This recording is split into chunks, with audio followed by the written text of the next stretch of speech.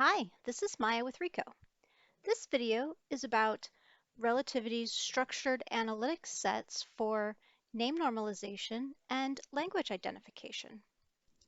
For information on structured analytics, email threading, and textual near duplicate, check out our YouTube channel, and we've got videos for those as well.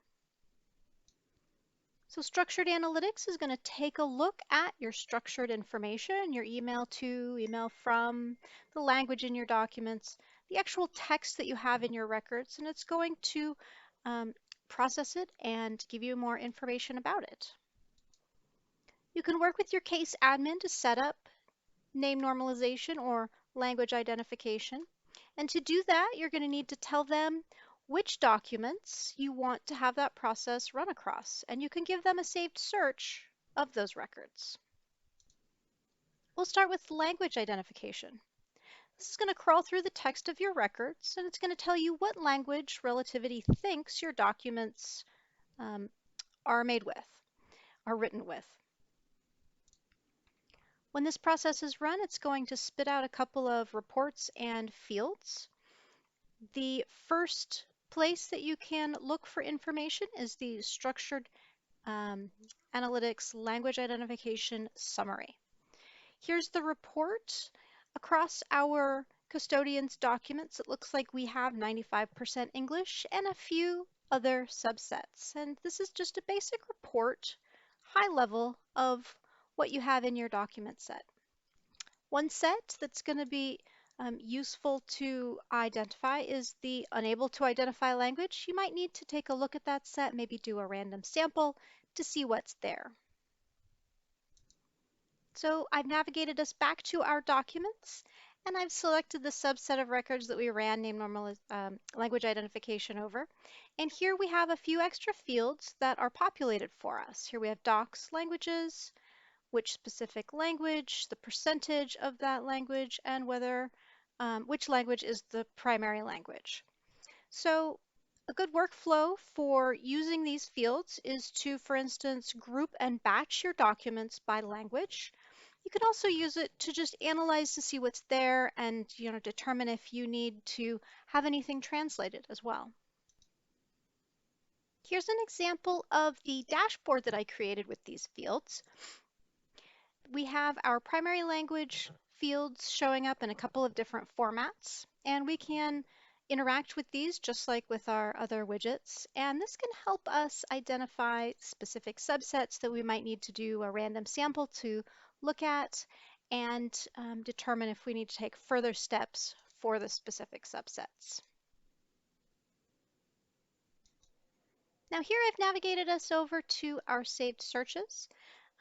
This is a great example of how to group documents by language using our populated fields. In this case, primary language is Spanish.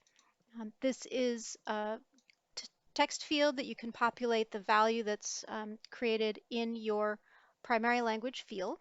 And this will allow you to identify the subsets of records that you want to bash out to specific review teams. So another field that's really helpful can be found in the field tree view under the structured analytics sets. You can see we have fields for all of our structured analytics sets, which tell us when documents were included or excluded in our structured analytics process. If you happened to have any that were excluded, it's probably due to the size of your documents. You can take a look at these separately as well to determine how to batch them and group them.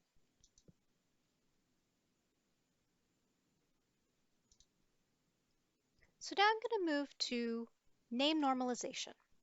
This is a structured analytics set that's going to analyze your email document headers to identify aliases and associate them with entities and automatically merge those that were created by legal hold or processing or case dynamics.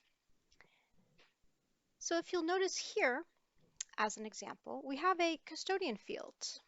Your custodian field is secretly already linked to the entities object. So to identify your specific custodians that were created by processing, you can filter by the processing option under classification.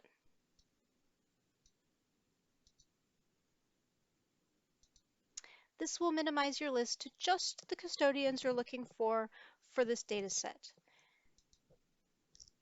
Now, here's the object that the custodian field is linked to. This is your entities object. An object is basically a tab in Relativity.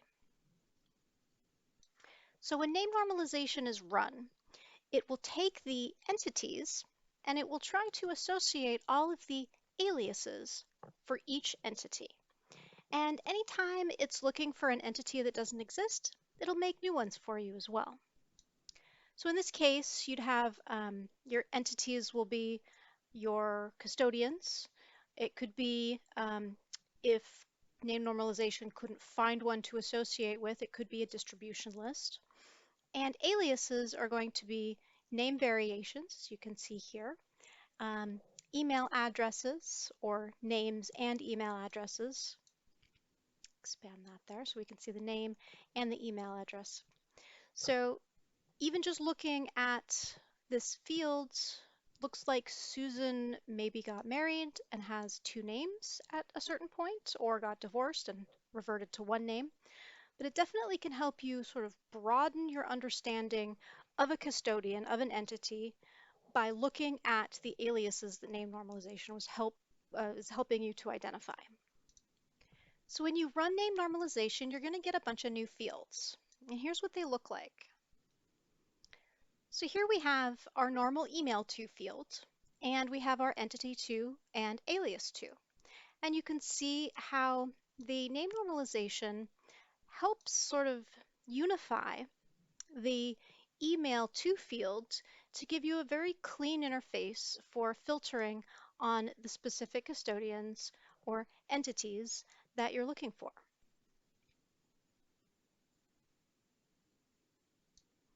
As I scroll across the page, you're going to see not only do we have the entity and alias to, we have from, CC, BCC, and even a new field called entity participant, where it combines the to and the from into one unified field. So if you are looking for correspondence between two entities, you can search the entity participants instead of having to search for email to is this person and email from is this person. The syntax can get very complicated.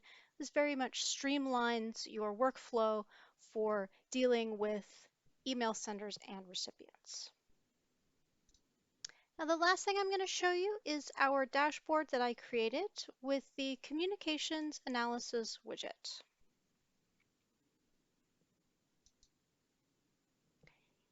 So this is a special widget which shows you the communications for your entire data set. You can zoom in and out of this widget, and as you can see, we can quickly and easily identify some main players by the size, and we can see who they're communicating with. And we can really start to dive in to see the relationships of the people in our matter. We can also use this to filter subsets of records, and you can see our widget automatically changes to show us communications between these two individuals and all of the other parties associated with them. And that also filters your document list, so if you wanted to really hone in on a specific group of communications, you can do that really quickly just by clicking on the graphical interface of the Communication Analysis widget. We can clear those and go back to the full picture. And this is just a beautiful way to start exploring and understanding who's talking with what groups, what individuals, aliases, and entities, just all graphically laid out for you here in this very clear, if complicated, widget. Okay, well that is the very quick version of name normalization and language ID and how it can help you quickly identify subsets of documents to streamline your review, to facilitate your investigation, and really get a handle on the who's, the what's, the where's, the when's in a really quick and easy fashion. Thanks for joining me today. Happy reviewing.